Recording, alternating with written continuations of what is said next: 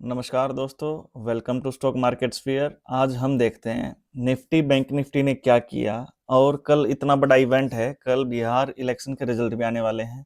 तो उससे पहले आज क्या कुछ हुआ, कल क्या कुछ होने की उम्मीद है, सारी चीज़ों पे हम प्रकाश डालेंगे। तो अभी एक बार हम देखते हैं कि निफ्टी डे टाइम फ्रेम पे क्या कुछ कर रही है।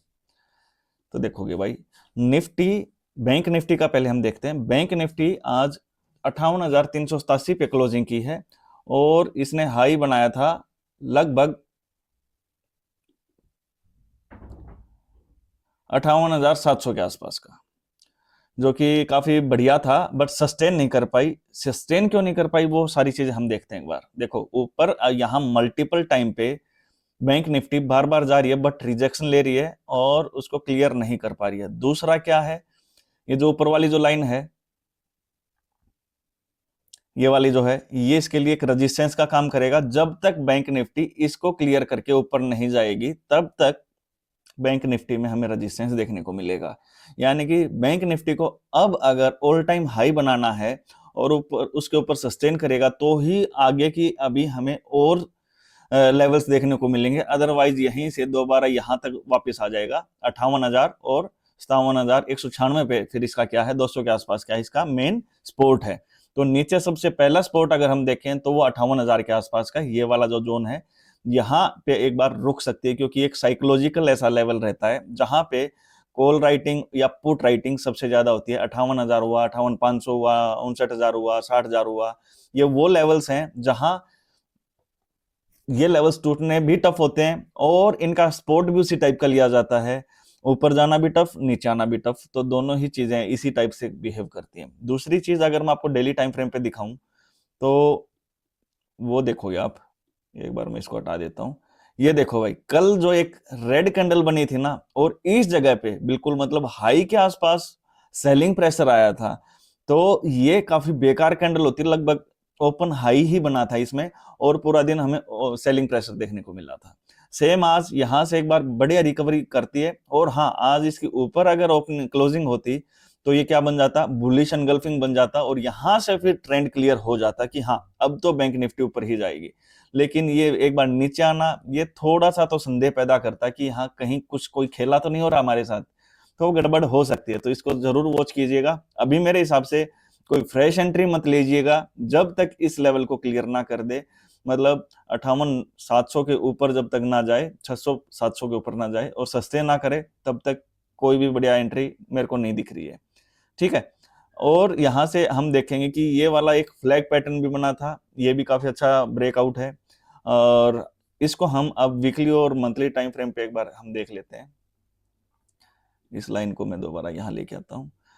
तो ये जो वीकली जो अभी चल रही है, आज क्या है, थर्सडे है, कल फ्राइडे है, कल इसकी वीकली क्लोजिंग होगी। और वीकली क्लोजिंग अगर इस लेवल के ऊपर हो जाती है, मतलब ये वाला जो लेवल है, ये जो मैंने लाल लाल जो लाइन लगा रखी है, इसके ऊपर अगर हो जाती है तो ये आज तक की वीकली हाईएस्ट क्लोजिंग एवर रहेगी।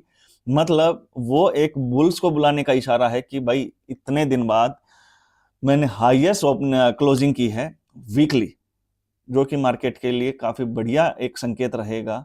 तो ये तो काफी बढ़िया है। यहां से हम देखेंगे कि एक ट्रेंड लाइन के थ्रू मार्केट ऊपर जा रही है।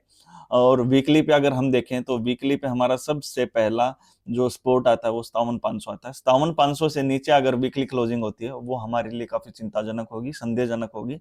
वहां से प्रॉफिट बुकिंग आ सकती है जो बैंक निफ्टी को नीचे गिरा सकती है। अब हम देखें अगर मंथली टाइम फ्रेम पे क्या हो रहा है, ये देखो भाई। इसको मैं एक बार यहां ले आता हूं। यहां है हमारा क्या, स्पोर्ट।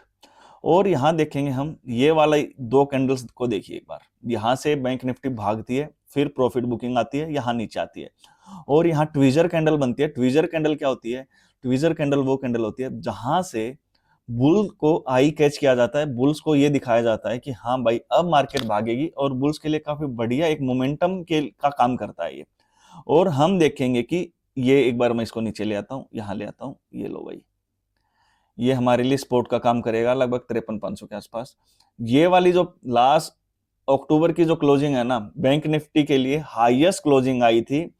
मतलब मंथली चार्ट के ऊपर तो अभी बुल आ रखे हैं। और आपको ये पता होना चाहिए कि मंथली को वीकली फॉलो करता, वीकली को डेली फॉलो करता, डेली को आर्ली टाइम फॉलो करता, मतलब बड़े टाइम को फॉलो किया जाता है। तो मंथली में अगर बुल है तो धीरे धीरे मेरे हिसाब से छोटे वाले टाइम फ्रेम्स पे भी धीरे धीरे बैंक निफ्टी में और हमें तेजी देखने को मिल सकती है। अब हम बात करें निफ्टी की कि निफ्टी क्या कुछ कर रहा है, वो हम देख लेते हैं।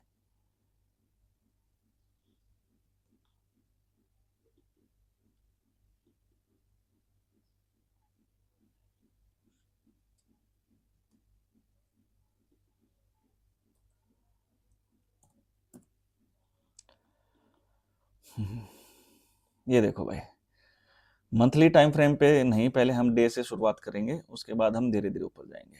देखो भाई, यहाँ बैंक सॉरी निफ्टी ने बार बार एक बेस बना रखा है जो कि 24,400 के आसपास है। यहीं से हमें तेजी देखने को मिली थी और धीरे धीरे ये ऊपर आई है। 25,500 का हर्डल था, उसको क्रॉस किया और 26,000 को टच किया, एक दो, और आज तीसरी बार भी यहाँ एक बार टच करके आज जो प्रॉफिट बुकिंग आई है वो एग्जैक्टली 26,000 के लेवल से आई है। ठीक है, तो ये हमें एक देखो, जब भी रजिस्टेंस के ऊपर इस टाइप की डोजी बनती है तो वो डाउट पैदा कर सकते हैं, मतलब कल के लिए मार्केट जो आएगी वो निफ्टी के लिए काफी इंपॉर्टेंट मार्केट आने वाली है। इस लेवल को अगर ऊपर टच करके और क्लोजिंग ऊपर देती है तो हमें हाईएस्ट क्लोजिंग देखने को मिल सकती है, मतलब हमें लाइफ टाइम हाई देखने को मिल सकता है। अभी रिसेंटली 26,100 के आसपास के हमें हाई देखने को मिले हैं, दो बार देखने को मिले हैं। तो ये डबल टॉप बना के बैंक सॉरी निफ्टी नीचे गिरी है।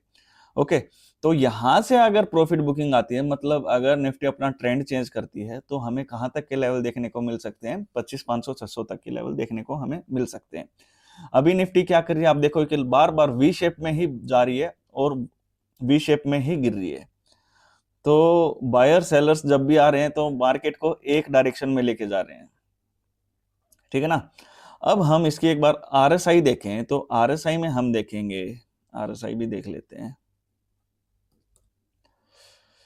आरएसआई क्या बोल रही है भाई, 61, मतलब जब तक ये 61 के ऊपर रहेगा सेफ है, बढ़िया है। 61 के ऊपर हम इसको वॉच करेंगे। आरएसआई अभी बढ़िया ही सिग्नल दे रहा है, नहीं बता रहा है कि अभी वीक हुआ है।